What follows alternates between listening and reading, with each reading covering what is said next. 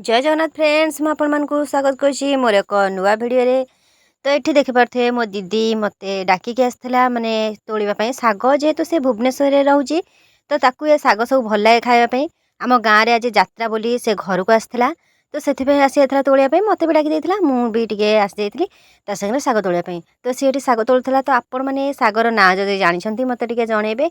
तो आमर आड़े शाग को मदरंगा शाग बोली कहती जोटा कि बहुत टेस्टी लगे। अधिक टे तेल पियाज सुखिला लंका पकई खाइले एत सुंदर लगे जे आपण मैंने माने भाभी पारे। तो बहुत भल लगे खाइबापी मत भी ये शागटा भी भल लगे खाइबापी। जदि अधिक तेल पकाई भजा आउ टे सोरिष माने सुखिला लंका आ पियाज पकई भजा तो आपण पखाड़ हो कि गरम भात भी हो आप खाईदेवे तो बहुत भल लगे। तो देखिए दीदी आमर ये तोड़ देता सागर मुझे मिसी तोड़ देती और भिडियो भी करदी। तो देखिए आपण आड़े ये शाग अच्छे कि ना मत कमेंट मध्यम जनइबे। आपण मैंने तोड़ी खाते कि ना भी मत कमेंट मध्यम जनइबे। तो ये आम तोड़ा सरी जाता आम जो मोनालिसा एवं मैरेज कर जाइछंती भाइराल गर्ल तो विषय टी आम कथा आसलु तो शुणी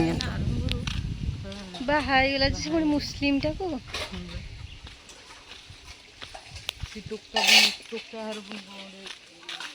दीदी आमर शाग को धोई देकी ये काटिया बस पड़ा काटुला ये आलू काटुला जो आलूटा कि टिके सैड खराब होता काढ़ी फोपाड़ी देता ये सर सर कर आलू काटी देता।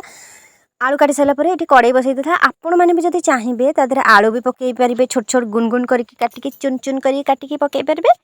आउ सोरिष सुखिला लंका आउ पियाज भी पकई पारे। जेहेतु दीदीर सोमवार थिला से खाइबनी तो से सब किसी पकई नाला आलू भी से चुन चुन काटिकी लंबा लंबा काटी देता ताकू बहुत जोर भोक करता से खाइब बोली काटी देता।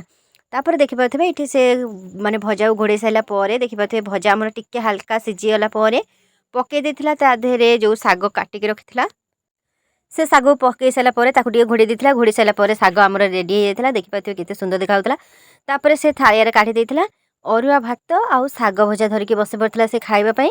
आपण मैंने एमती खाते कि ना मत कमेंट मध्यम जनइबे। जदि मो भिडियोटी आपण मानकु भल लगी लाइक करेंगे चैनल को सब्सक्राइब करेंगे। आउ रोची जय जगन्नाथ।